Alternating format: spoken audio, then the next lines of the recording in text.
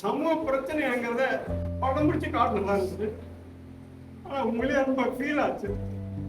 ஏன்னு சொன்னால், அதாவது அந்த தம்பிங்கிற அந்த கேரக்டர் யதார்த்த வாழ்க்கைக்கு என்னவா இருக்குது அப்படின்னு சமூகத்துடைய யதார்த்த பிரச்சனையை பிரதிபலிக்கிறதா இருந்துச்சு.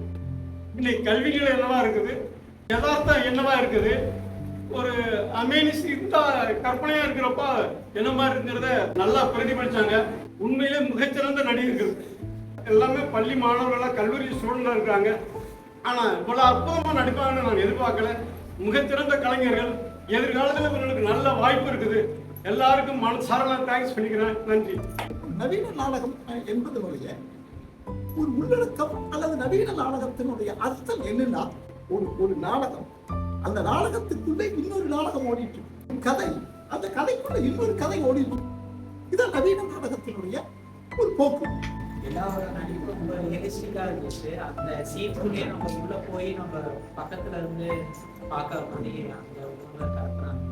எல்லாத்துக்குமே வாழ்க்கை நடிப்புல வந்து ரொம்ப அனுபவமாயிருந்தா அந்த ஒரு தேர்ந்த கலைஞர்கள் அந்த அவங்களோட நாடகத்தை பார்க்குற மாதிரி ஃபீலிங் கிடைச்சது. அந்த பையன் எப்படி உருவாகிறான், அந்த பையன் என்ன மாதிரி எல்லாம் இவனை டீச் பண்றான். அந்த சின்ன பையனை டீச் பண்றது வெறுமனே அவனுடைய கற்பனைகள் மட்டுமல்லாம அவங்க அப்பாவோட பேசுறது. அவங்க அப்பா வந்து அந்த புத்தகங்கள் அவங்க அப்பா இல்லாத சமயத்துல அவர் அதை எடுத்து படிக்கிறது. கதை கிட்டத்தட்ட எழுதப்பட்ட காலத்திலிருந்தே நான் வாய்ச்சிருக்கிறேன். என்னுடைய நண்பர் தான் கௌதம் சுப்ராட்டன். ஆனால் இந்த தம்பி சிறுகதையை ஒரு நாடகம் ஆக்கும்போது அந்த பிரதி எப்படி மாறுது அப்படிங்கிற ஒரு எதிர்பார்ப்பு, ஒரு வியப்பு எனக்கு இருந்தது.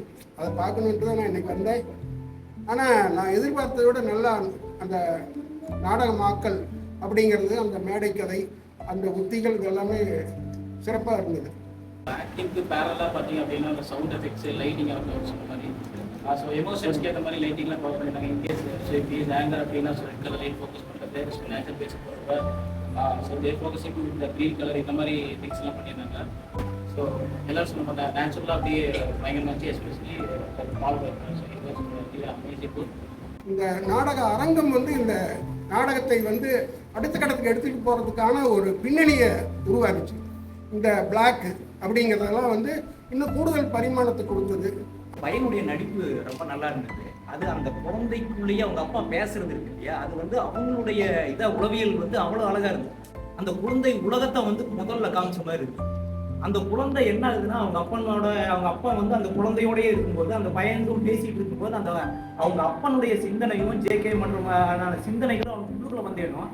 ஜேகே பார்வையில் இந்த உலகத்தை பார்க்கறது, ஜேகே பார்வையில இந்த கல்வி நிறுவனங்களை பார்க்கறது, இது எல்லாம் எப்படி போலியா இருக்குது அப்படிங்கிறத அவனுக்கு உள்ளுக்குள்ள அதை கொண்டு வந்திருக்கான். அவனுடைய கற்பனை பிம்பமும் அவனுடைய கருத்தியலும் தான் அவன் பின்னாடி பேசுறது எல்லாமே வந்து எல்லாத்தை பற்றியும் அதான விமர்சனமா அவன் போயிட்டு இருக்கு. வந்தோடனே கைதலாம் நினைச்சேன். அதோட சேர்த்து நாமளும் ஆடலான்னு தான் இருந்துச்சு. ஆட்டம் போட்டா பாருங்க, நான் இங்க ஆடிட்டு இருக்கேன். ஏஐ அப்படிங்கிற ஆர்டிபிஷியல் இன்டெலிஜென்ஸ் என்கிற தொழில்நுட்பம் இன்னைக்கு வந்து பல்வேறு விதமான விஷயங்களை உங்களுக்கு வந்து கொடுத்துருக்கு.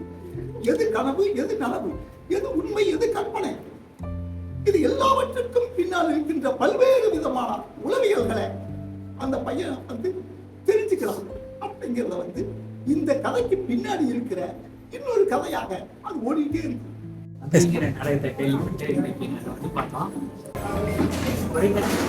நல்லா ஒரு சிறுகதையை வந்து ஆன்சர் பண்ணியிருக்கோம்.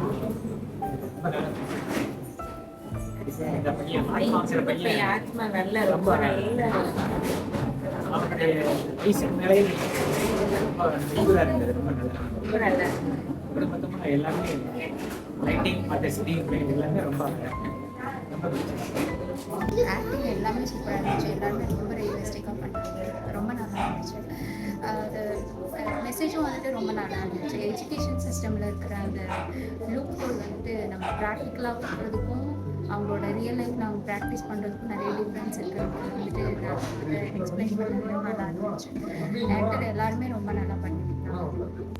இந்த சிறுகதையை நாடக வடிவில், நவீன நாடக வடிவில் அவர் வந்து நல்ல ஒரு ஒரு கண்டினியூவாக போர் அடிக்காமல் அது என்னென்ன யுக்திகளில் வந்து அதை கலந்து கொடுக்கணுமோ அந்த அளவுக்கு சிறப்பாக இந்த சிறுகதையை நாடக வழியில் கொண்டு வந்து கொடுத்த அந்த நண்பருக்கு வாழ்த்துக்கள், மகிழ்ச்சி. இந்த நாடக கொட்டாய் வந்து இனிமேல் நிறைய நவீன நாடகங்களை சிறுகதையை தேடி பிடித்து அதை நவீனமாக மாற்றி பார்க்கக்கூடிய அந்த பார்வையாளர்களை அவர்களை அந்த நாடகத்துக்குள் கடத்தி அவர்கள் சொல்லுகின்ற கதாபாத்திரம், வசனங்கள், அவர்கள் சொல்லாத வசனங்களையும் காட்சிகளையும் இவர்கள் கற்பனைக்குள் கடத்தி கொண்டு போகக்கூடிய யுக்தியை பிரமாதமாக ஈரோடு நாடக கொட்டாய் சிறப்பாக கையாண்டு வருகிறது. ரொம்ப இயற்கையாக நடித்தாங்க. அது அதாவது எப்படி சொல்கிறது அப்படின்னா, அவங்க நடிப்புக்கு அப்புறம் எங்கள் கண்ணிலேருந்து தண்ணி வர அளவுக்கு நடித்தாங்க. அந்த நாடகத்தை வந்து நாடகமாக இல்லாமல் ஒரு லைஃப்பில் ஒரு என்ன நடந்திருக்கும், ஒருத்தங்களுக்கு நடந்தால் எப்படி இருக்கும் அப்படிங்கிறத வந்து ரியலாக ஆக்ட் பண்ணி காட்டினாங்க. தொடர்ந்து நாங்கள் இந்த இதுக்கு வரலாம் அப்படிங்கிற ஆசை இருக்குது. குழந்தைங்களையும் நடிக்க வைக்கலாம் அப்படிங்கிற விருப்பத்தில் நாங்கள் இப்போ வெளியே வந்திருக்கோம்.